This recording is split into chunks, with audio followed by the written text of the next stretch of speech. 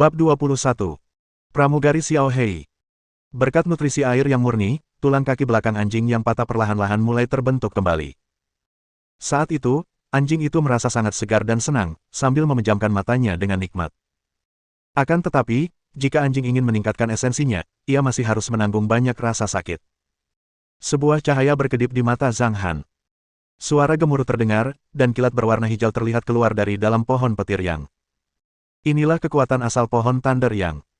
Meskipun hanya ada sedikit, jangan lupa bahwa pohon Thunder Yang adalah harta spiritual tingkat 5. Apa konsep harta spiritual peringkat 5?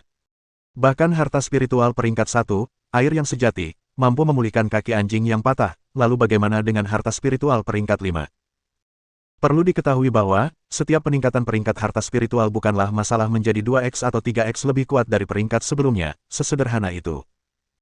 Hanya dengan memikirkan itu saja, dapat diketahui betapa menakutkannya harta spiritual peringkat 5. Petir warna hijau memasuki tubuh anjing itu dalam sekejap.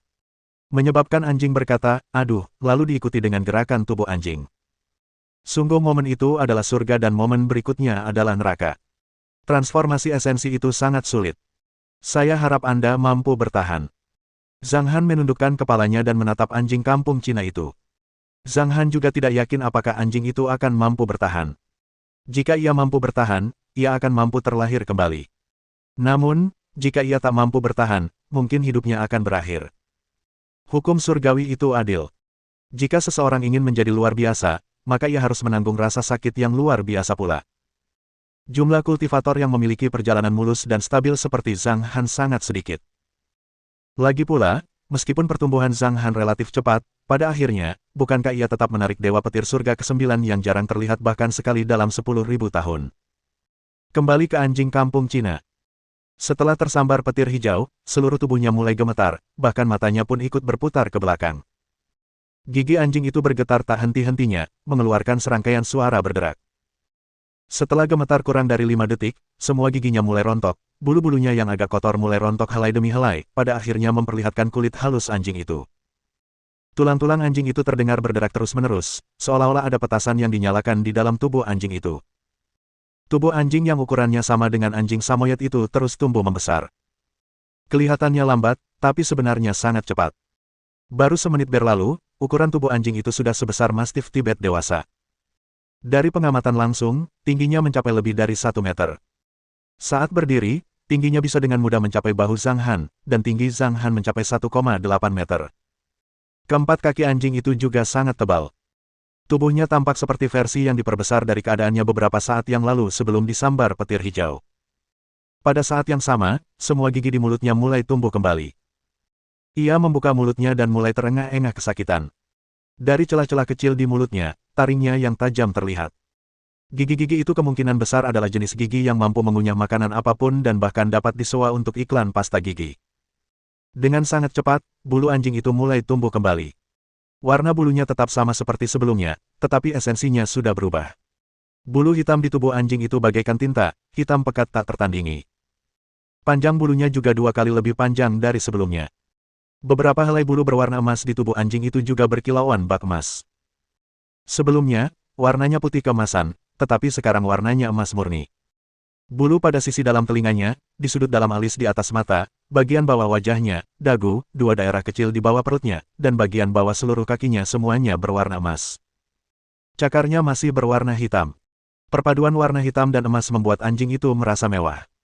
Setelah bulu anjing selesai tumbuh, transformasinya pun berakhir.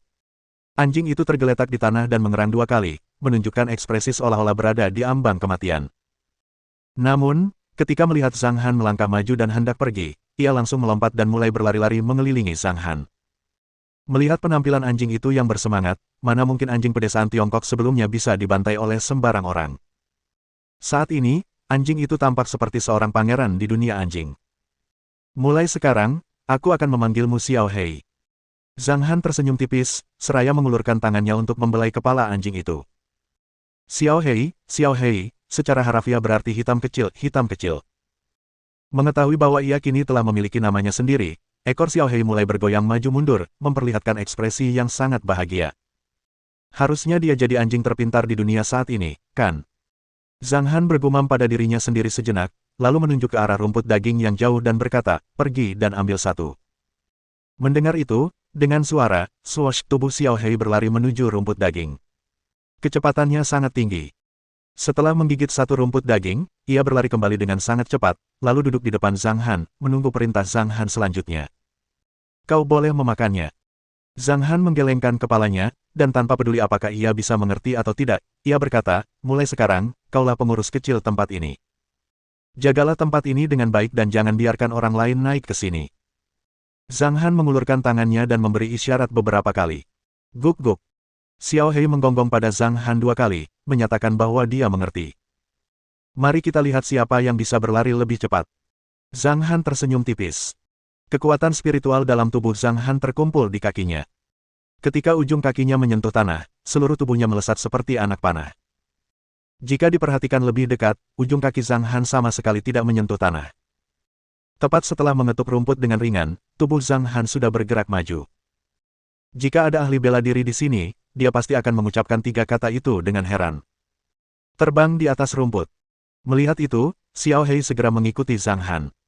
Setiap langkah yang diambilnya, ia mampu maju sejauh 3 meter. Mengikuti Zhang Han dari dekat, ia berlari dengan gagah, bagaikan singa yang sedang bersiul ke depan. Setelah berlari sampai ke jeep di kaki gunung, Zhang Han membuka mobil dan mengeluarkan sebotol air mineral, lalu dengan santai menuangkannya ke pinggir jalan. Setelah selesai menuangkan, Xiao Hei akhirnya berlari ke sana. Setelah berlari sejauh 1 kilometer, Xiao Hei bahkan tidak bernapas sedikitpun. Kekuatan fisiknya telah menjadi jauh lebih kuat. "Ayo lari kembali, aku akan membiarkanmu berlari sejauh 300 meter lebih dulu, jalan." Zhang Han berbicara, ingin menguji apakah Xiao Hei memahaminya atau tidak. Namun, tepat setelah selesai berbicara, Xiao Hei langsung berbalik dan berlari. Reaksi Xiao Hei membuat Zhang Han sedikit linglung. Sepertinya, evolusi otaknya cukup bagus. Zhang Han merasa agak tak terduga. Ada berbagai jenis anjing, dan masing-masing memiliki tingkat kecerdasan yang berbeda pula. Misalnya, Golden Retriever memiliki tingkat kecerdasan 4. Kecerdasan Golden Retriever dewasa setara dengan anak usia 7-8 tahun. Kecerdasan anjing pedesaan tidak begitu kuat, tetapi dengan bantuan jejak asal pohon petir yang dan air murni yang, kecerdasan Xiao Hei kemungkinan besar telah meningkat beberapa tingkat. Setelah berlari kembali ke pohon petir yang, Zhang Han mengelus kepala Xiao Hei terlebih dahulu, lalu menekan kedua tangannya ke pohon petir yang. Kekuatan spiritualnya menembus tubuh Zhang Han, lalu mengarahkan pohon petir yang untuk menyerap air yang murni di dalam gua di bawahnya. Setelah transformasi pertama, air spiritual di gua berbentuk cincin menjadi melimpah, dan bahkan kolam di atasnya serta kolam untuk unggas dan hewan peliharaan pun terisi dengan air spiritual. Ada banyak air spiritual, tetapi air yang murni sangat sedikit. Jumlah air yang murni yang tersedia hanya sekitar 9 hingga 10 liter. Jumlah air yang murni yang diberikan kepada Xiao Hei untuk digunakan saja sudah 1 liter. Saat ini, mungkin masih tersisa 9 liter air yang murni. Zhang Han menggunakan botol air mineral untuk mengisi 600 ml air yang murni. Air ini disiapkan untuk diminum Meng Meng. Air yang murni memang mampu meningkatkan kondisi fisik seseorang. Namun, melanjutkan minum air yang murni setelah minum sampai kenyang adalah hal yang sia-sia. Jumlah energi yang dapat diserap tubuh seseorang terbatas. Sebotol air yang murni terlalu banyak untuk Meng Meng minum sendirian, sehingga Zhang Han berniat membiarkan Ziyan meminum sisa air yang murni. Bagaimanapun juga, Ziyan memang telah melewati 10 bulan kehamilan untuk melahirkan Meng Meng. Setelah mengisi botol dengan air yang murni, Zhang Han menuruni gunung. Dari tepi hutan, ia melambaikan tangan ke arah Xiao Hei, menginstruksikan Xiao Hei untuk menjaga wilayah itu, lalu mengemudikan mobil dan pergi. Saat ini, langit sudah mulai gelap. Zhang Han pertama-tama pergi ke restoran. Di dalam restoran, renovasi masih terus berlanjut bak api. Dalam sehari, separuh ubin lantai di lantai 1 sudah terpasang, begitu pula dinding bata di dapur. Di lantai 2, semua ubin sudah terpasang, dan para pekerja sedang merenovasi dinding, benda, dan dekorasi lainnya. Kembali ke lantai pertama, Zhang Han mengarahkan kekuatan spiritualnya ke hidungnya dan menggunakan hidung pencium harta karunnya. Dari ubin lantai, batu bata dinding, hingga dinding televisi dari batu giok, dia merasakan semua benda itu nyata, dan dengan demikian Zhang Han pun merasa tenang. Tampaknya Zhao Kei ini adalah pedagang yang jujur. Setelah berbicara beberapa kalimat, Zhang Han meninggalkan restoran dan mencari hotel terdekat untuk menginap. Malam itu, ia menerima telepon dari Ziyan. Pesannya sederhana, hanya memberitahu Zhang Han untuk bertemu di pintu masuk Ocean Park besok pagi pukul 10. Malam tanpa kata-kata. Keesokan paginya, jam 9 pagi. Fei Fei, apa penampilanku ini benar-benar baik-baik saja? Bagaimana kalau ada yang mengenaliku? Ziyan menatap cermin dan berkata dengan nada agak gugup. Sebagai selebritas, seseorang tidak bisa begitu saja keluar rumah. Ziyan masih ingat saat ia sangat populer, ada saat ia dikenali di pusat perbelanjaan dan terjebak di sana selama lebih dari 1 jam. Meski hari ini tidak sama dengan masa lalu, Ziyan secara tidak sadar masih merasa khawatir. Kak Yan, apa kau tidak percaya dengan kemampuan rias wajahku? Tanya Zhou Fei tanpa daya, aku jamin tidak akan ada yang bisa mengenali dirimu yang sekarang. Kalau kita bertemu di jalan dan kau terlihat seperti ini, aku pun tidak akan bisa mengenalimu, apalagi orang lain. Benarkah? Ziyan menatap dirinya melalui cermin. Rambut pendek berwarna emas, dengan gaya rambut bob. Ini adalah wig yang dikenakannya. Rambut panjangnya yang hitam legam dan berkilau tersampir di atasnya. Jika tidak diperhatikan dengan saksama, kita tidak akan bisa menemukannya. Di bagian atas tubuhnya, ia mengenakan kemeja lengan pendek putih biasa, dan di bagian bawah tubuhnya, ia mengenakan celana pendek koboi, memperlihatkan kakinya yang putih dan ramping. Di kakinya, ia mengenakan sepasang sepatu kets, memperlihatkan sedikit kaus kaki berwarna merah muda di dekat pergelangan kakinya. Gaya berpakaian ini sangat berbeda dengan gaya berpakaian yang terlihat namun tak terjangkau saat ia berada di atas panggung. Gaya berpakaian ini memiliki sedikit kesan tidak teratur dan ceria. Melihat wajahnya, di pipinya yang putih, terdapat 2 tahi lalat yang digambar Zhou Fei. Kedua tahi lalat itu masing-masing berada di tengah kedua pipinya. Bulu matanya sangat panjang. Di kedua sudut luar matanya, terdapat garis yang sedikit meninggi. Lensa kontak berwarna biru dikenakan di matanya, dan alis willow-nya juga digambar agak kasar, masing-masing membentuk 1 garis alis. Fei Fei, 2 tahi lalat itu sudah terlalu jelek. Bagaimana kalau kita hilangkan tahi lalatnya? Tanya Ziyan dengan sangat canggung. Zhou Fei memutar matanya dengan kesal dan berkata, jika kamu tidak ingin ada yang mengenalimu, tetap seperti ini adalah yang terbaik. Tapi, Ziyan ragu-ragu. Meskipun riasan ini memberinya rasa yang berbeda, tetapi juga membuatnya sedikit lebih jelek. Wanita yang suka tampil cantik alami suka berdandan cantik. Tidak ada tapi. Ini sudah cukup. Ayo cepat berangkat. Zhou Fei cemberut sambil menatap ke arah kamar tidur dan berteriak, Meng Meng, cepat kemari, kita berangkat sekarang. Ayo. Meng Meng berlari keluar dengan wajah gembira. Dia sedang minum susu di kamar tidur tadi. Saat ini, masih ada tetesan susu di sudut mulutnya. Pakaian putri kecil itu juga sangat modis. Celana capri putih yang modis, kemeja biru muda lengan pendek, dan sepatu kets kecil. Ia berlari menghampiri, memeluk kaki jenjang Ziyan, dan berteriak, Mama, peluk-peluk. Ziyan membungkuk dan menggendong Meng Meng. Putri kecil itu kini berbobot 15 kg, dengan fisik Ziyan yang lemah, menggendong Meng Meng sebentar saja masih baik-baik saja. Namun, jika ia menggendong Meng Meng terlalu lama, ia akan kelelahan.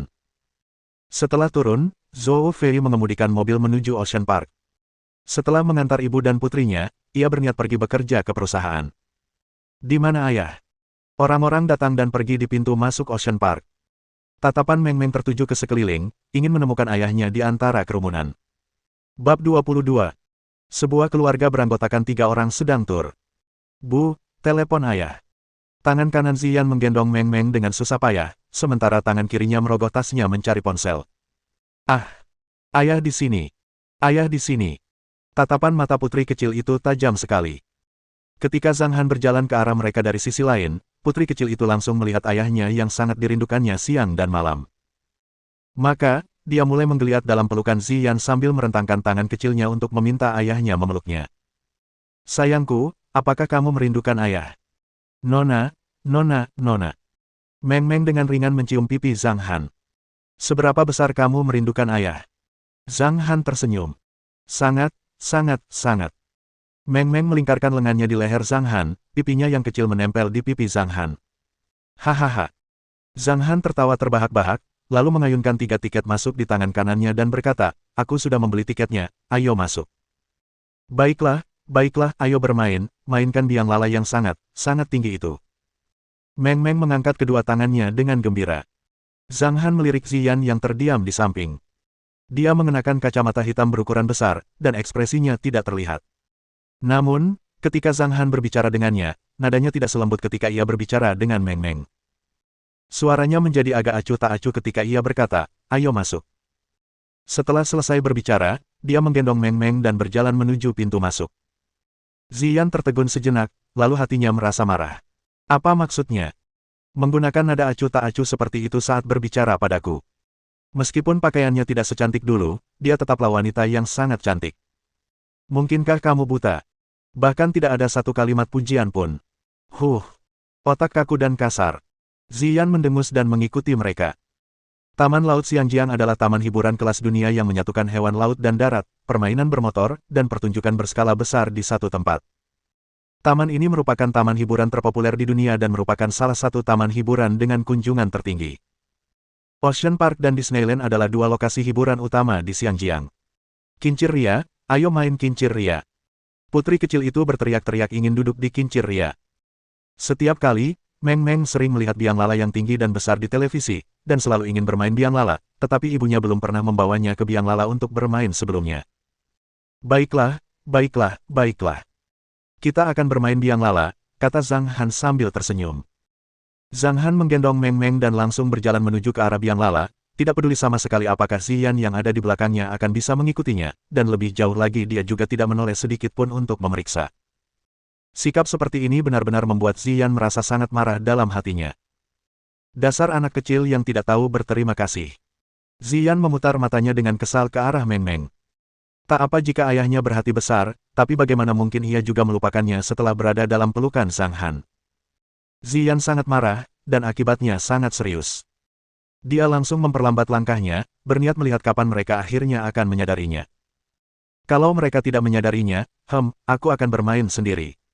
Beruntungnya, ketika mengantri, mata Meng Meng yang besar dan jernih melihat ke kiri dan ke kanan. Di mana ibu? Ayah, kita kehilangan ibu. Kata Meng Meng dengan wajah gugup, nadanya terdengar mendesak dan takut. Zhang Han melihat sekeliling, dan melihat sosok Ziyan 10 meter di belakang mereka, lalu berkata, kita tidak kehilangan ibumu. Dia ada di sana. Coba lihat. Sambil berbicara, Zhang Han mengangkat Meng Meng di atas kepalanya. Semakin tinggi seseorang berdiri, semakin jauh jarak pandangnya. Setelah Meng Meng diangkat, ia langsung melihat Ziyan yang berada di belakang dan berteriak. Ibu, aku di sini, cepat kemari. Ziyan mendengus pelan, lalu menerobos kerumunan dan mendekat. Kupikir kau sudah melupakan ibumu, kata Ziyan dengan kesal. Aku tidak melupakan ibu. Peluk ibu, peluk. Meng Meng merentangkan tangan kecilnya. Ziyan menggendong putri kecil itu ke dalam pelukannya, lalu kesedihan di hatinya pun sirna. Setelah selesai mengantre, mereka menaiki tangga dan sampai di bagian bawah biang lala. Atas arahan petugas, mereka bertiga segera masuk ke sebuah kabin kecil. Petugas itu menutup pintu dan biang lala perlahan meninggalkan halte pintu masuk. Kecepatan biang lala tidak cepat, dan juga tidak berhenti. Orang-orang dapat beradaptasi dengan kecepatannya untuk masuk dan keluar kabin. Di dalam kabin kecil itu, terdapat tempat duduk berbentuk bulan sabit, dan di tengahnya terdapat cakram penyangga. Kaca di sekelilingnya sangat bersih. Ketika melihat keluar melalui kaca, tingkat kejernihannya sangat tinggi. Zhang Han dan Ziyan duduk berhadapan, sementara Meng Meng duduk dalam pelukan ibunya, matanya yang besar melihat sekeliling dengan ekspresi yang sangat bahagia di wajahnya. Namun, saat ketinggiannya perlahan meningkat dan mencapai tengah ketinggian biang lala, Meng Meng merasa agak takut dan berhenti berseru, sambil berkata dengan menyedihkan. Ayah, aku takut sekali. Meng Meng, jangan takut. Ayo, peluk ayah. Zhang Han menggendong Meng Meng dan berkata dengan nada menenangkan, jangan takut, semuanya baik-baik saja. Di sini sangat aman. Lihat pemandangan di sana, lihat lautnya yang luas, lihat burung-burung itu. Zhang Han terus-menerus mengalihkan perhatian Meng Meng. Awalnya, efeknya masih cukup bagus.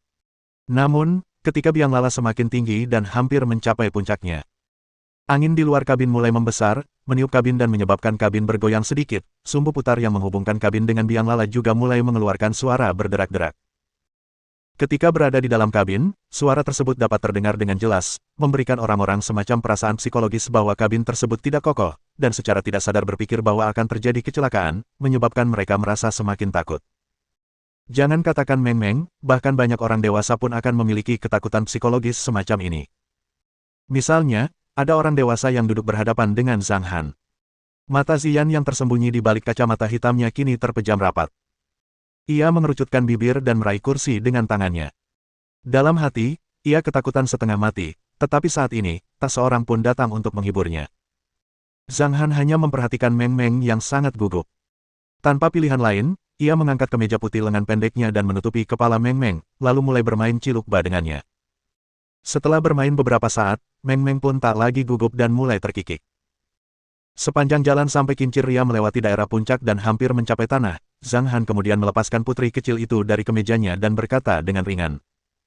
Lihat, kita sudah mulai turun lagi. Wah, ayah, ada banyak sekali orang di sana. Ayah, lihatlah di sana, ada begitu banyak balon. Ayah, kamu lihat, kamu lihat. Meng Meng lupa akan rasa takutnya dan dengan penuh semangat menunjuk ke berbagai arah agar Zhang Han dapat melihatnya. Fiuh. Ziyan pun membuka matanya, lalu mengembuskan napas panjang dan dalam. Jantungnya yang tegang pun menjadi rileks. Tanpa sadar, punggungnya sudah basah oleh keringat. Di saat yang sama, ia merasakan sedikit ketidakpuasan di hatinya terhadap Zhang Han. Mengapa Zhang Han hanya fokus menghibur Meng Meng dan tidak datang menghiburnya sekalipun? Setelah turun dari biang lala, Zhang Han menggendong putri kecil itu dan menuju ke pemberhentian berikutnya, Ocean Spectacle Aquarium. Di Aquarium Ocean Spectacle, ada semacam perasaan bahwa seseorang sedang berjalan menuju kedalaman lautan dari Istana Mimpi Biru, yang sangat disukai putri kecil itu. Zhang Han dan Ziyan saling membantu mengambil beberapa foto bersama Meng Meng. Saat mereka sedang berfoto, tiba-tiba seorang wanita berusia 20-an yang berada di samping mereka datang dan berkata sambil tersenyum. Bagaimana kalau aku bantu kalian bertiga berfoto bersama? Kalau kalian semua nggak bisa foto bersama setelah jalan-jalan bareng, nyesel banget, ya. Oh. Ziyan, yang sedang memegang kamera, sedikit linglung, lalu menyerahkan kamera itu kepada wanita itu. Ayo, senyum-senyum. Kalian semua boleh mendekat sedikit. Putri kecilnya menggemaskan sekali. Betul, begini saja, oke. Wanita itu membantu mengambil 3 foto dengan penuh semangat. Ini tampaknya menjadi foto bersama pertama keluarga ini. Hati Ziyan terasa sedikit rumit. Setelah mengucapkan terima kasih, wanita yang penuh gairah itu pun pergi. Terus bergerak maju, tempat yang paling mengejutkan Meng Meng di akuarium adalah kolam berputar, di mana sekelompok ikan bandeng perak terus berenang ke sana kemari untuk mencari makan, tampak seperti kabut perak yang berputar-putar, memberi kesan seolah-olah memasuki dunia fantasi. Setelah jalan-jalan selesai di akuarium, waktu pun tiba yaitu pukul 1 siang. Ziyan menyarankan pergi ke Ocean King Dragon Restaurant untuk makan dan beristirahat. Restoran Ocean King Dragon berada di dalam akuarium, sehingga para pelanggan dapat menikmati pemandangan di dalam akuarium sambil menyantap hidangan kuliner yang lezat. Melihat lingkungan sekitarnya, Zhang Han mempertimbangkan apakah ia harus membuat taman laut sungguhan tempat Meng Meng bermain. Ketika tiba saatnya makan, Zhang Han mengeluarkan botol air mineral berisi air pure yang dari punggungnya. Meng Meng, minumlah air ini. Zhang Han membuka tutup botol dan hendak membiarkan Meng Meng minum. Meng Meng juga tidak peduli apa itu dan membuka mulutnya untuk minum. Melihat itu, Ziyan terkejut dan berkata, "Hei, apa isi botol ini? Kau berikan saja pada Meng Meng seperti ini. Ini barang bagus." Zhang Han tersenyum ringan. Gluk, gluk, gluk. Meng Meng minum sepertiga dan mulut kecilnya meninggalkan botol. Sambil menepuk perutnya, ia berkata dengan suara manis. "Ah, aku sudah minum sampai penuh." "Sisanya kau minum," kata Zhang Han sambil menyerahkan pertarungan kepada Ziyan. "Siapa yang mau minum air busukmu?"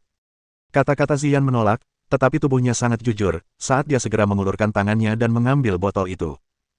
Saat meminum suapan pertama, Ziyan merasakan aroma manis harum. Ini bukan susu. Ziyan sedikit linglung. Aroma harum yang manis ini membuatnya tak kuasa menahan diri untuk menghabiskan sisa air dalam botol. Setelah menghabiskannya, dia masih merasa agak ingin melanjutkan, katanya. "Air apa ini?" "Sejenis air yang bermanfaat bagi tubuh." Zhang Han menjawab dengan acuh tak acuh, lalu berdiri dan menggendong putri kecil itu sambil berjalan ke belakang. "Mau kemana?" tanya Ziyan. "Kamar mandi." Ziyan ingin bertanya kepada Zhang Han mengapa dia membawa Meng Meng jika dia akan ke kamar mandi, tetapi pada saat berikutnya, perasaan yang luar biasa di perutnya membuatnya tahu alasannya. Bajingan ini. Mungkinkah itu pencahar? Ziyan menggertakkan giginya saat dia berdiri dan berlari menuju kamar mandi. Air pure yang mampu meningkatkan kondisi fisik seseorang.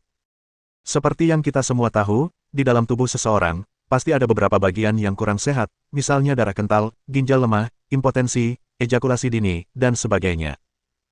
Setelah minum air yang murni, tempat-tempat yang tidak sehat itu dapat diubah, seperti diberi kehidupan baru. Karena ada racun di dalam tubuh, maka cara mengeluarkan racun itu adalah dengan diare. Di kamar mandi, Ziyan terus-menerus mengumpat Zhang Han. Ia merasa seluruh tubuhnya mati rasa dan geli, bahkan kulitnya pun demikian. Setelah hampir 20 menit di kamar mandi, barulah ia keluar. Saat ia sedang mencuci tangan dan melihat dirinya di cermin, raut wajahnya sedikit berubah. Pipinya sangat halus, alas bedak yang ia gunakan di pagi hari dan 2 tahi lalatnya telah hilang, seolah-olah ia tidak menggunakan riasan apapun. Kulitnya lembut dan halus, seolah-olah air dapat dicubit keluar. Lebih lanjut, ia merasa benar-benar segar dan jernih, kelelahan yang ia rasakan setelah berjalan-jalan selama 3 jam telah hilang sepenuhnya. Air itu, apakah benar-benar bagus? Ziyan penasaran. Saat keluar dari kamar mandi, ia melihat Zhang Han dan Meng Meng sedang menikmati hidangan lezat yang baru saja dikirim. Zhang Han, minuman apa yang kau berikan untuk kami? Setelah duduk, Ziyan bertanya. Itu bisa dihitung sebagai tonik. Zhang Han menjawab, lihatlah, bukankah kulitmu menjadi jauh lebih baik? Lalu mengapa Meng Meng tidak mengalami perubahan apapun, tanya Ziyan dengan perasaan bingung. Aku sudah berubah. Meng Meng jadi cantik. Meng Meng bergumam tak jelas sambil makan. Meng Meng masih kecil, dan kulitnya sudah bagus sejak awal. Kamu sudah besar, tapi masih pakai kosmetik. Alas bedak yang kamu pakai itu berbahaya untuk kulitmu. Saat bicara soal kosmetik, Zhang Han terdengar agak tidak suka. Bab 23. Perjalanan malam Gunung Bulan Baru. Seorang perempuan cantik yang kecantikannya mampu menghancurkan sebuah kota tidak perlu berdandan. Mereka yang perlu berdandan agar cantik juga tidak disebut perempuan cantik sejati. Berbicara tentang riasan, Ziyan langsung merasa marah dan berkata dengan kesal, kamu masih berani berkata begitu, aku biasanya hanya memakai riasan tipis, dan semua riasan yang aku gunakan adalah riasan merek internasional kelas atas, hanya karena aku memakai riasan, kamu menyuruh Meng Meng untuk tidak menciumku, apa maksudnya itu? Melihat Ziyan berniat mengkritiknya, Zhang Han menggelengkan kepalanya. Karena terlalu malas berdebat dengan seorang wanita, ia pun berkata dengan acuh tak acuh, ayo makan. Setelah selesai makan, kita akan pergi ke taman puncak gunung.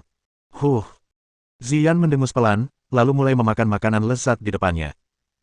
Di Ocean Park, terdapat 2 area taman besar, di kaki gunung terdapat taman tepi laut, dan di puncak gunung terdapat taman puncak. Setelah selesai makan, keluarga yang terdiri dari 3 orang ini duduk di kereta gantung wisata menuju puncak gunung dan bermain di taman puncak sepanjang sore. Ketika langit berangsur-angsur menjadi gelap, keluarga yang terdiri dari 3 orang itu meninggalkan Ocean Park. Secara keseluruhan, acara jalan-jalan hari ini saya nikmati sepenuhnya, rasa lelah Ziyan akibat pekerjaan dan tegangnya saraf pun berangsur-angsur reda. Kamu baru saja datang ke Xianjiang dan sudah punya mobil, sepertinya hidupmu tidak seburuk yang kukira. Di bagian belakang mobil, saat Ziyan menggendong putri kecil yang sudah lelah, dia tidak bisa menahan diri untuk bergumam. Mobilnya disewa.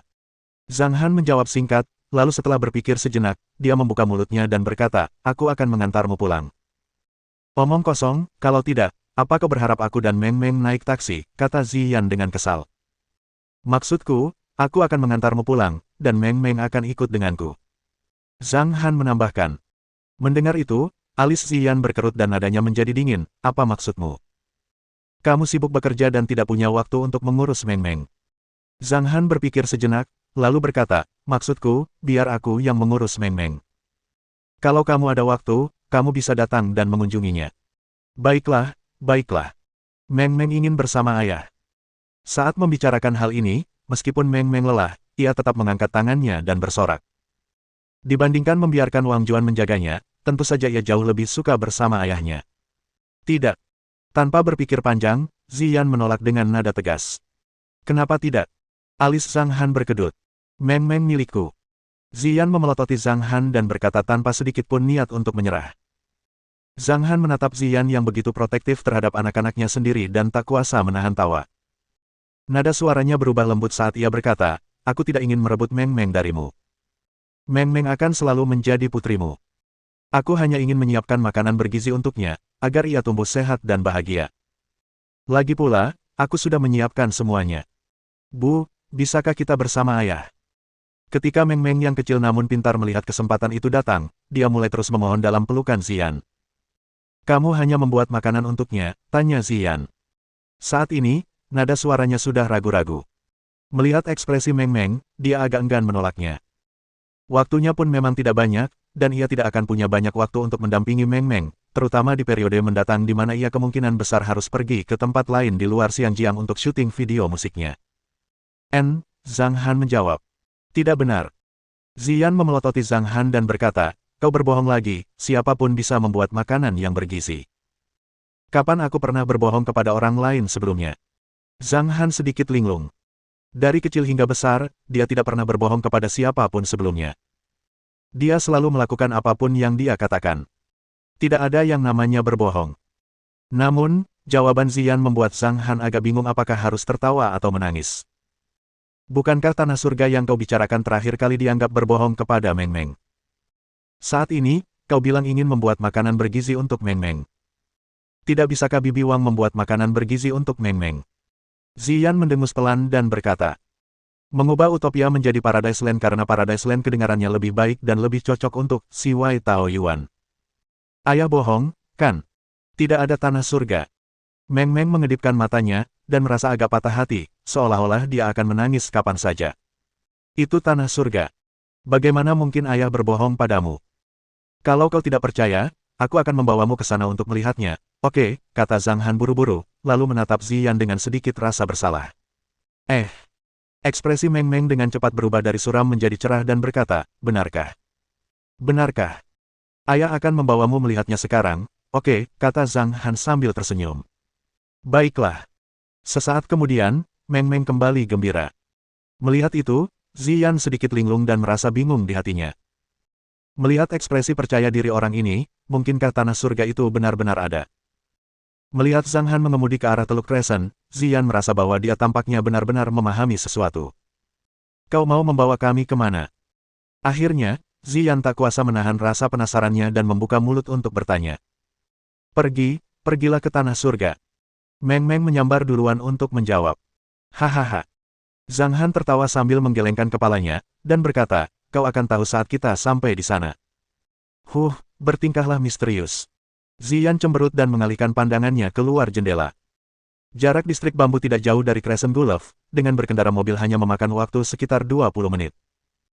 Ketika mobil melewati Teluk Crescent dan terus menuju ke arah Gunung Crescent, Ziyan ingin bertanya lagi, tetapi bibirnya berkedut 2 kali dan akhirnya, dia urungkan niat bertanya. Ia tahu bahwa sekalipun ia bertanya, itu juga tidak ada bedanya dengan tidak bertanya, otaknya yang kaku ini pasti tidak akan berkata apa-apa. Ketika mereka sampai di dasar Gunung Crescent, mobil itu berhenti. Kita sudah sampai, ayo turun dari mobil, kata Zhang Han sambil bertepuk tangan. Kau tidak serius, kan? Setelah semua ini, kau membawa kami ke tempat terpencil ini. Ziyan membelalakkan matanya. Kamu akan tahu saat kamu turun. Zhang Han tersenyum misterius dan turun dari mobil lebih dulu. Ziyan menggendong Meng Meng dan dengan penasaran turun dari mobil. Setelah berjalan maju selama 2 menit, mereka tiba di daerah perbatasan Gunung Crescent. Langit sudah mulai gelap, cahaya bulan purnama yang terang benderang menyinari bumi. Meski tak ada secercah cahaya pun, pemandangan sekitar masih dapat terlihat jelas, namun hutan di depan sana gelap gulita. Pepohonan yang lebat dan berdesakan menghalangi cahaya bulan. Sepotong kegelapan pekat membuat Ziyan merasa agak ngeri. Kita mau kemana? Tanya Ziyan dengan sedikit gugup. Naik gunung. Zhang Han menjawab dengan singkat dan jelas. Naik gunung, teriak Meng Meng penuh semangat. Namun, ia juga agak takut gelap. Melihat hutan di depannya, ia berkata dengan suara kecil dan manis, ayah, di depan terlalu gelap, Meng Meng takut sekali. Kemarilah, ayah gendong kamu, kamu tidak akan takut lagi. Zhang Han menggendong Meng Meng yang tengah merentangkan lengan kecilnya dari dalam pelukan Ziyan. Setelah menggendong Meng Meng selama beberapa menit, Ziyan pun memang agak lelah, sehingga ia langsung meletakkan Meng Meng ke dalam pelukan Zhang Han. Ayah, panggilkan teman bermain untukmu, ya. Zhang Han menggendong putri kecil itu dan bertanya. Baiklah, teman bermain apa, kata Meng Meng dengan ekspresi menggemaskan. Saat ini, bahkan Ziyan juga agak penasaran, tidak tahu apa yang sebenarnya sedang coba dilakukan Zhang Han. Terlihat, Zhang Han melangkah maju 2 langkah lalu berteriak, Xiao Hei. Guk, guk. Suara gonggongan anjing datang dari puncak Gunung Crescent. Anjing. Ziyan sedikit linglung. Dalam waktu kurang dari 2 menit, serangkaian suara gemerisik terdengar dari semak-semak di depan mereka. Tiba-tiba, sesosok hitam melompat keluar dari semak-semak dengan kecepatan tinggi. Tubuh Xiao Hei seukuran anjing mastif Tibet dewasa. Sesaat kemudian, Ziyan tidak melihat dengan jelas sosok hitam itu dan membuka matanya lebar-lebar sambil berteriak ketakutan. Ah! Wah! Mendengar suara teriakan ibunya, Meng Meng pun ikut berteriak karena gugup. Wow, oh! Suara dua teriakan itu membuat Xiao Hei ketakutan dan gemetar. Kecepatannya yang cepat langsung terhenti saat ia membaringkan tubuhnya di lantai dan merangkak maju. Di wajahnya, sedikit keluhan kecil bahkan terlihat. Jika dia bisa membuka mulutnya untuk berbicara, dia pasti akan berkata, "Kalian semua ngapain? Aku datang untuk menyambut kalian semua dengan niat baik, tapi kalian malah mengeluarkan suara yang mengerikan. Anjing macam apa ini?" Ziyan mencengkeram lengan baju Zhang Han dengan kedua tangannya dan bertanya. "Anjing kaisar pedesaan Tiongkok," jawab Zhang Han ringan. "Anjing kaisar?" Ziyan tertegun. "Wow! Apa? Anjing yang cantik sekali." Meng Meng berkata dengan mata penuh hati, "Ayah, bolehkah aku menyentuhnya?" "Tentu, lanjutkan dan sentuh." Zhang Han menurunkan tubuhnya, membiarkan putri kecil itu meraih Xiao Hei. Melihat itu, Xiao Hei pun dengan gembira mengibaskan ekornya, berdiri di atas kedua kakinya, dan sedikit menundukkan kepalanya saat ia bergerak mendekati Meng Meng. "Meng Meng, kamu tidak boleh menyentuhnya," kata Ziyan, "kita masih belum tahu apakah dia menggigit atau tidak. Lagi pula, ada banyak kuman di tubuh anjing, jadi kamu tidak boleh menyentuhnya." Meskipun Ziyan juga sangat menyukai anjing berbulu, namun faktanya anjing mengandung banyak kuman, oleh karena itu anak-anak tidak boleh terlalu dekat dengan anjing. "Tidak apa-apa." Zhang Han tersenyum tipis dan berkata, "Namanya Xiao Hei. Dia juga sudah minum air yang kalian minum tadi. Saat ini, tidak ada kuman di tubuhnya, dan bulunya juga tidak rontok seperti biasanya. Tidak ada bau badan, bahkan mulutnya pun tidak bau. Jadi, kalian bisa bermain dengannya dengan nyaman. Ziyan, kalian juga bisa mencoba menyentuhnya." Sambil berbicara, Meng Meng yang berada dalam pelukan Zhang Han telah menyentuh kepala Xiao Hei beberapa kali. "Kau berbohong lagi, di mana ada anjing seperti itu di dunia ini?" Ziyan mendengus pelan dan berkata. Dalam nada suaranya, ada sedikit jejak pesona seorang wanita yang bahkan dia sendiri tidak menyadarinya. "Apa yang membuatku berbohong padamu?" Zhang Han berkata tanpa bisa berkata apa-apa. "Kalau begitu, aku akan percaya padamu sekali saja." Ziyan tersenyum ke arah Zhang Han, yang jarang terjadi.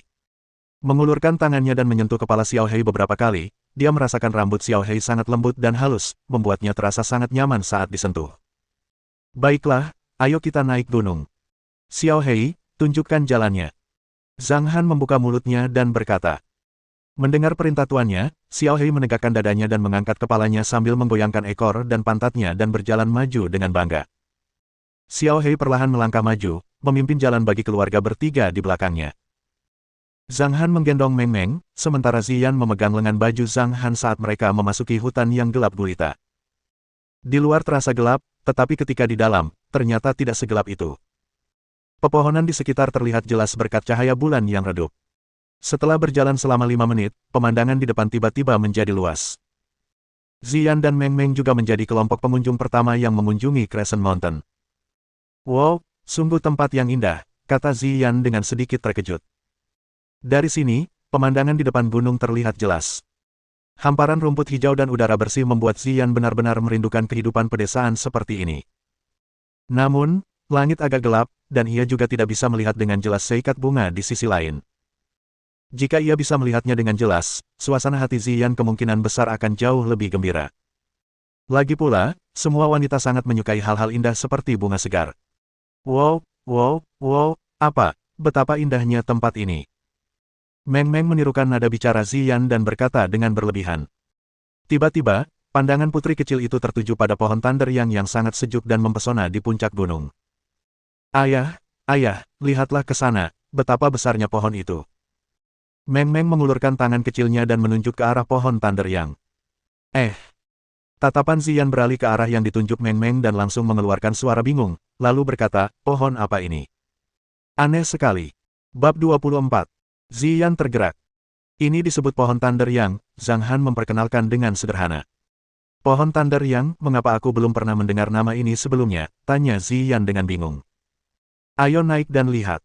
Zhang Han tidak menjawab lagi dan berjalan maju sambil menggendong Meng Meng.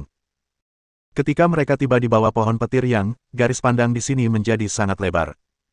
Dari sini, pemandangan laut dapat terlihat dari kejauhan.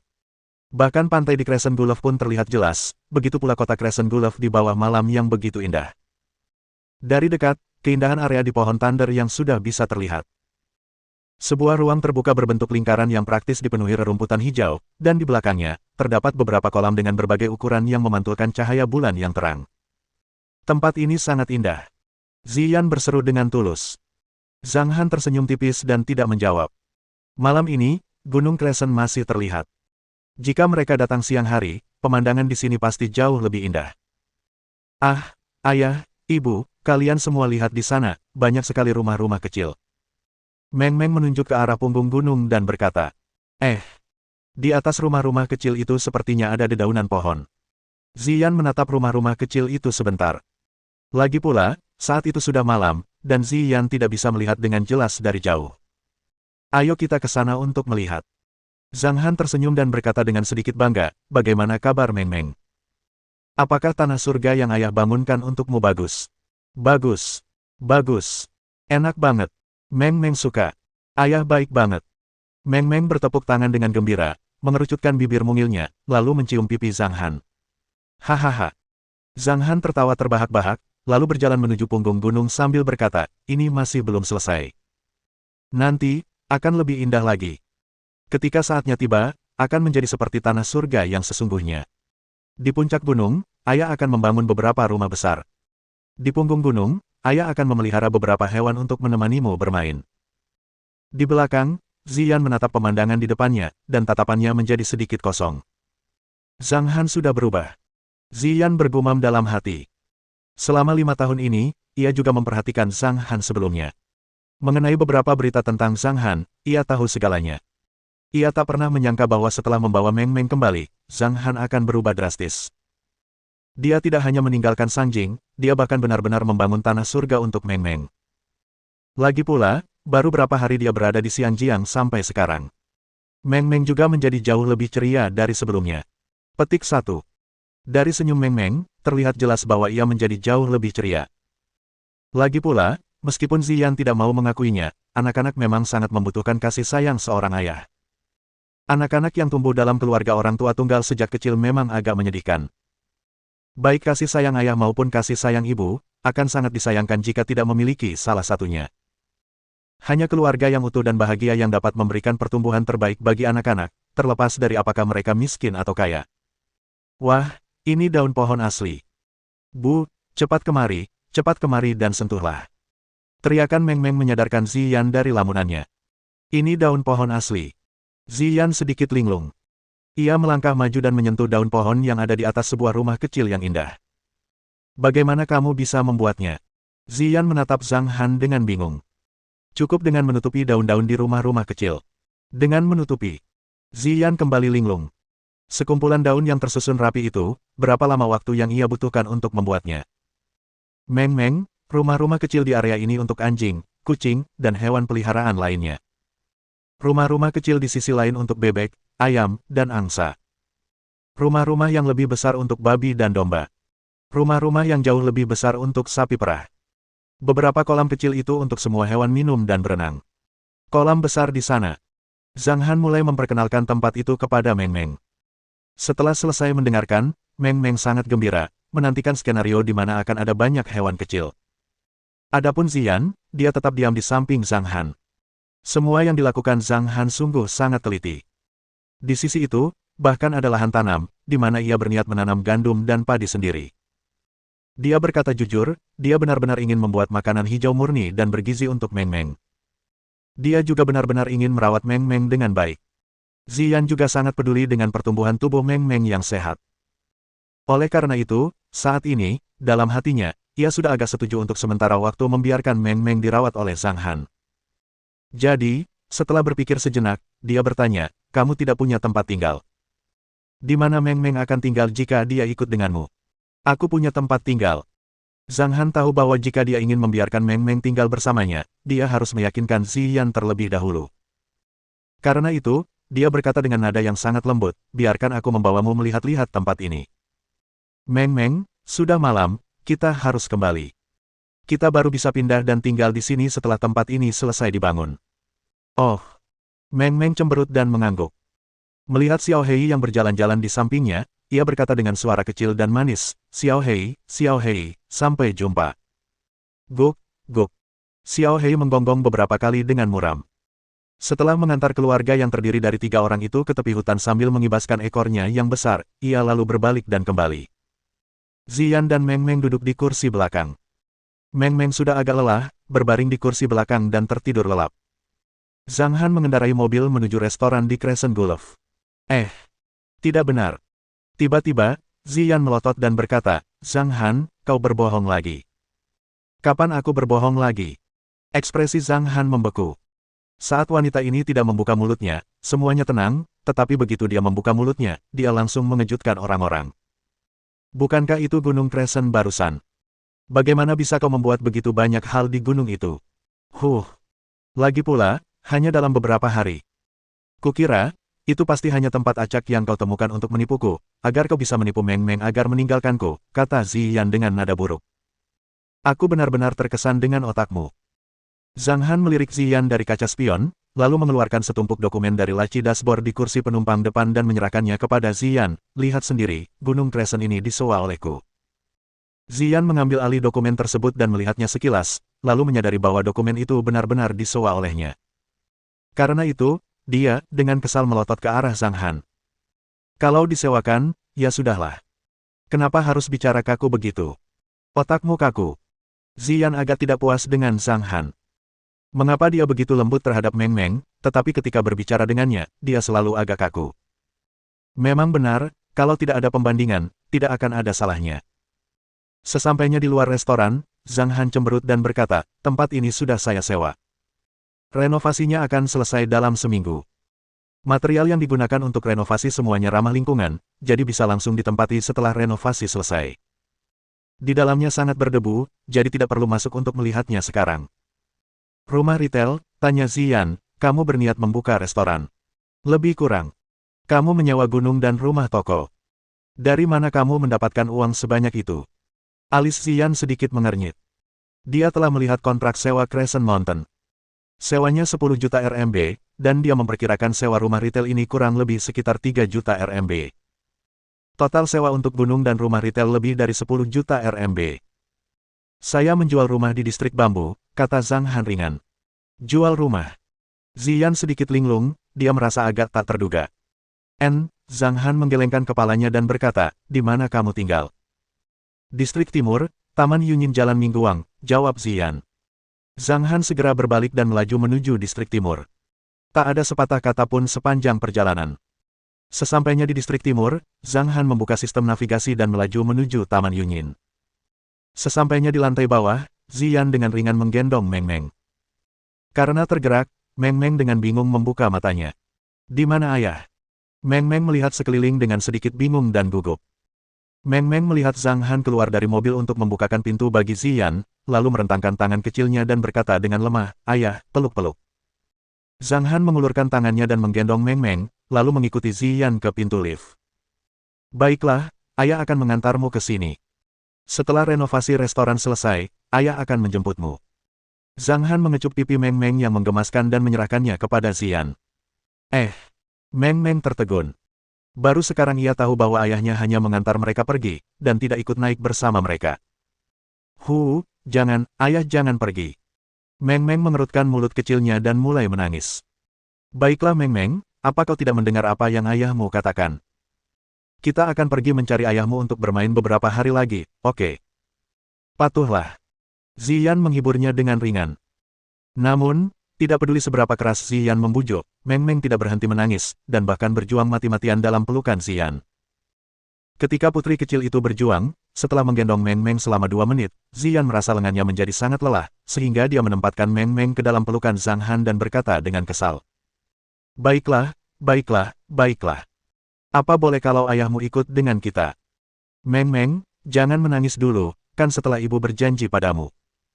Meng Meng memeluk leher Zhang Han, kepalanya bersandar di bahunya.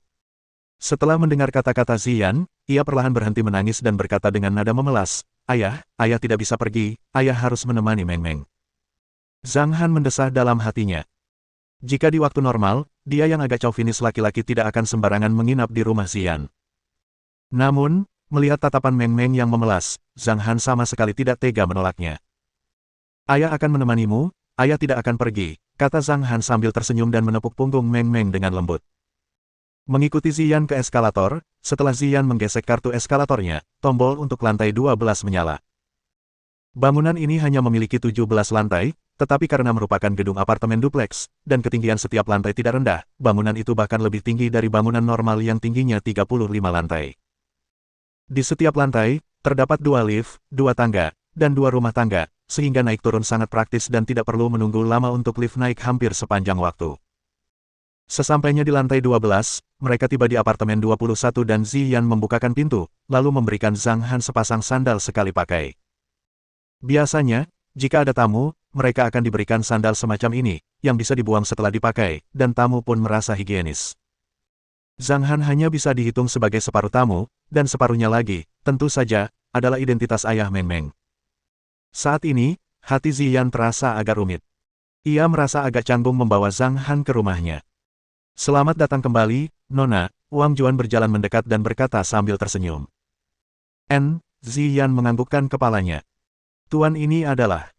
Wang Juan bertanya dengan ragu-ragu. Dia. Dalam sekejap, Ziyan agak malu, merasa agak canggung untuk memperkenalkan identitas Zhang Han. Meskipun Ziyan malu, ada seorang putri kecil yang tidak malu. Terlihat, Meng Meng berkata dengan gembira, dia ayahku. Namanya Zhang Han, Ziyan memperkenalkan dengan suara rendah. Hahaha. Wang Juan tercengang, lalu tertawa dan menyapa dengan tergesa-gesa, halo Tuan Zhang. Zhang Han menganggukkan kepalanya, lalu berjalan ke ruang tamu sambil menggendong Meng Meng dan melihat sekeliling. Gaya dekorasinya cukup unik, mirip dengan villa yang membuat Zhang Han puas di perusahaan perantara. Gaya dekorasinya tergolong gaya modern dan sedikit condong ke arah kenyamanan, dengan sebagian besar warnanya putih dan perpaduan biru dan hijau. Tiba-tiba terdengar teriakan kaget. Zhou Fei terlihat berjalan perlahan turun dari lantai 2. Setelah melihat Zhang Han, ia benar-benar tercengang dan berteriak keras, ya Tuhan, tamu langka. Tuan muda bertubuh besar yang menyebalkan itu datang untuk menghormati kami dengan kehadiranmu di rumah sederhana ini. Zhou Fei pernah melihat Ziyan marah pada Zhang Han saat itu, jadi ia juga teringat Zhang Han. Saat bertemu dengannya, ia tak kuasa menahan diri untuk sedikit mengejeknya. Bab 25. Menginap di rumah Ziyan.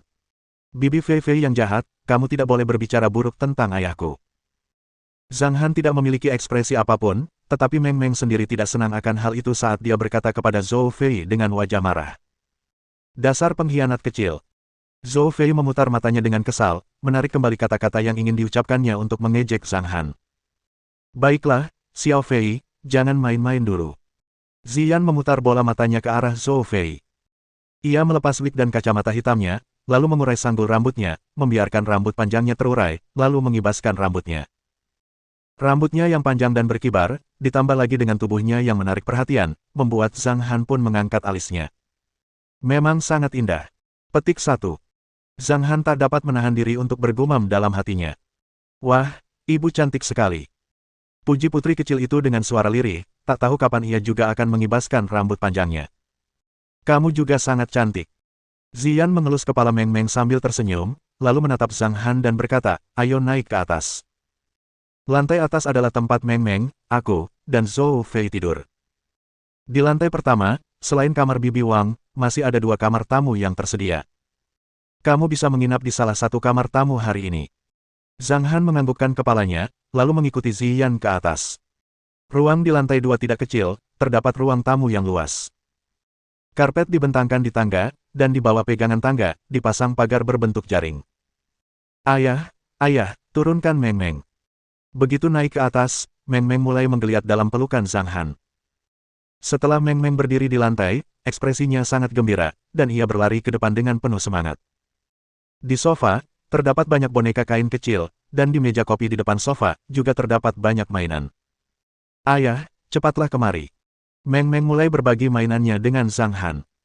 Wah, ini cantik sekali, wah, harimau besar ini benar-benar menakutkan, apa ini, Mickey Mouse? Dengan nada sedikit berlebihan, Zhang Han bermain-main dengan Meng Meng. Meng Meng terkekeh tanpa henti, cantik, ya. Apa mirip Meng Meng? Ayah, kukatakan padamu, harimau ini tidak akan menggigit orang, kau tahu. Ayah, ini bukan Mickey Mouse, ini Donald Duck, ayah konyol sekali. Cih, dia benar-benar pandai membujuk anak kecil. Di pintu kamar yang berada di pojok belakang, Zhou Fei mengerucutkan bibirnya dan bergumam. Kamu tidak boleh menjelek-jelekannya di depan Meng Meng lagi. Saat ini, Meng Meng sangat menyayanginya. Ziyan yang sedang berganti pakaian di dalam ruangan membuka mulutnya dan berkata, "Kakak Yan." Zhou Fei masuk ke dalam ruangan, menutup pintu, lalu bertanya dengan suara kecil, "Mengapa kamu membiarkan orang itu datang ke sini?" Ziyan sedikit linglung, lalu menjawab, "Karena Meng Meng menangis sangat keras, jadi aku mengizinkannya datang ke sini." Tangisan Meng Meng mungkin hanya sebagian kecil alasan ia mengizinkan Zhang Han datang ke rumahnya. Alasan terbesarnya adalah karena Ziyan melihat semua yang dilakukan Zhang Han untuk Meng Meng, melihat perubahannya, dan juga melihat betapa besarnya kasih sayang seorang ayah kepadanya. Terhadap Meng Meng, dia benar-benar telah mengerahkan upaya maksimalnya. Ia sendiri tak pernah menyangka Zhang Han akan begitu menyayangi Meng Meng hanya setelah beberapa hari bertemu. Mungkin inilah yang disebut cinta keluarga, darah selalu lebih kental daripada air. "Kak Yan, ini tidak akan berhasil," kata Zhou Fei dengan nada gugup. "Kalau kamu membiarkan orang itu berhubungan dengan Meng Meng terlalu lama, apa yang akan kamu lakukan kalau dia merebut Meng Meng?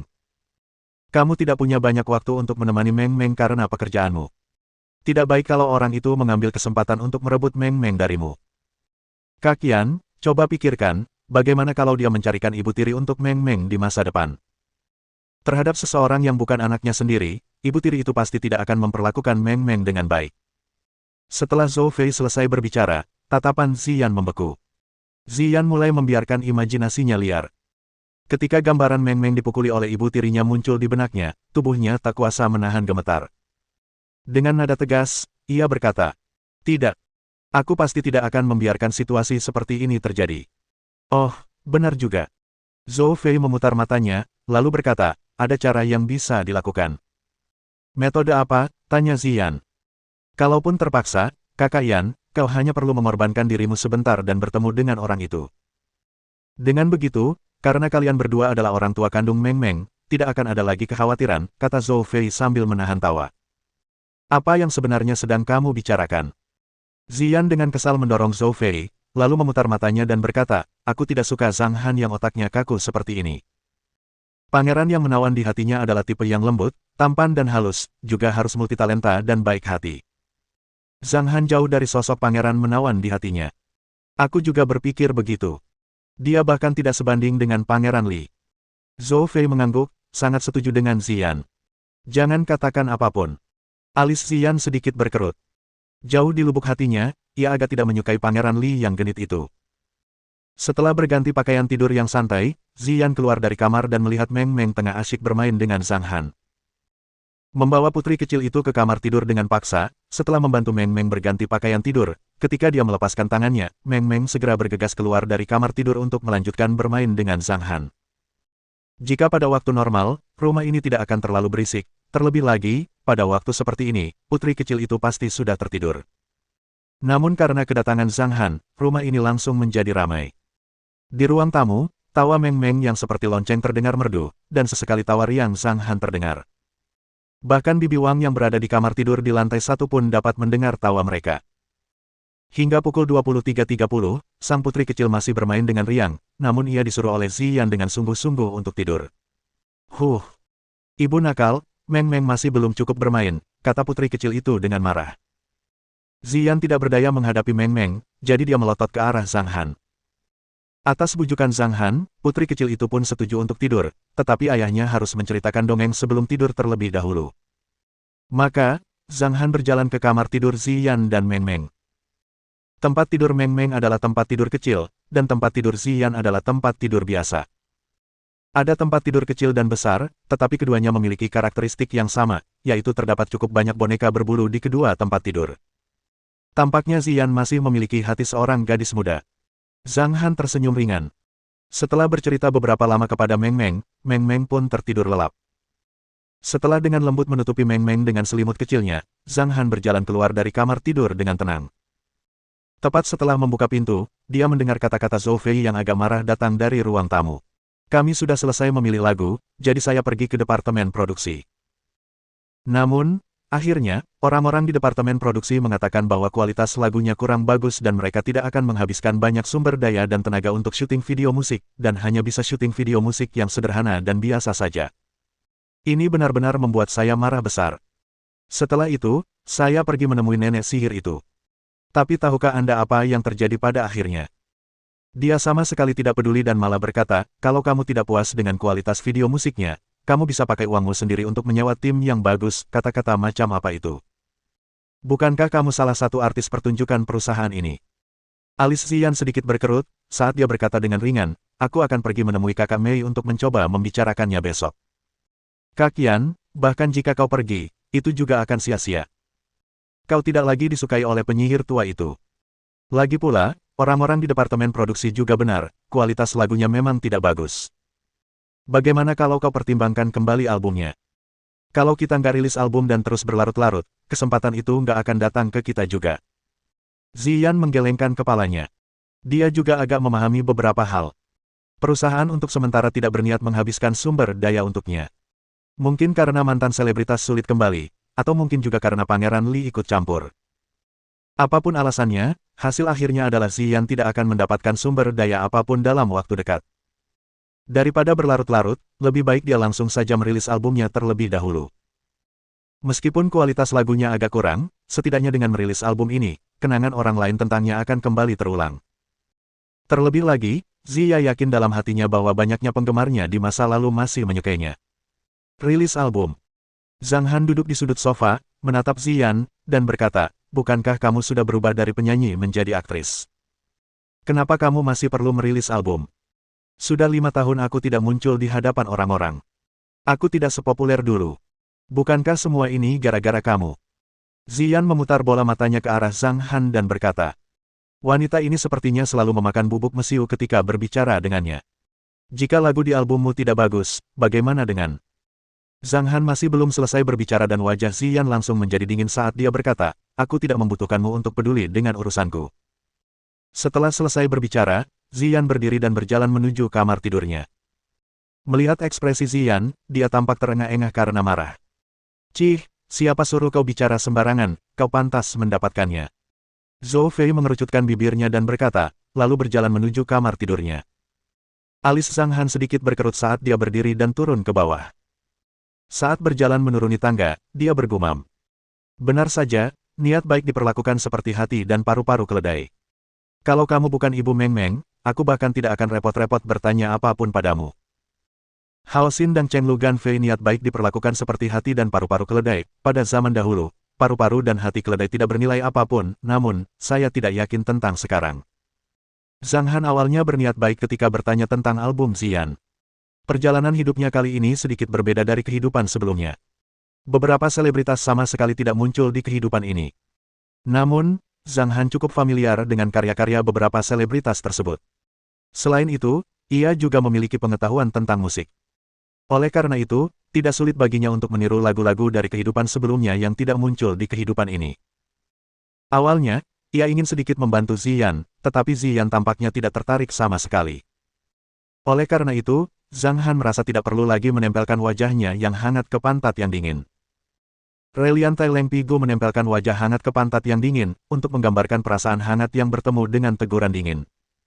Namun, bagaimana Ziyan bisa mengetahui pikiran Zhang Han? Ziyan masih ingat betul kata-kata Zhang Han saat terakhir kali mereka bertengkar.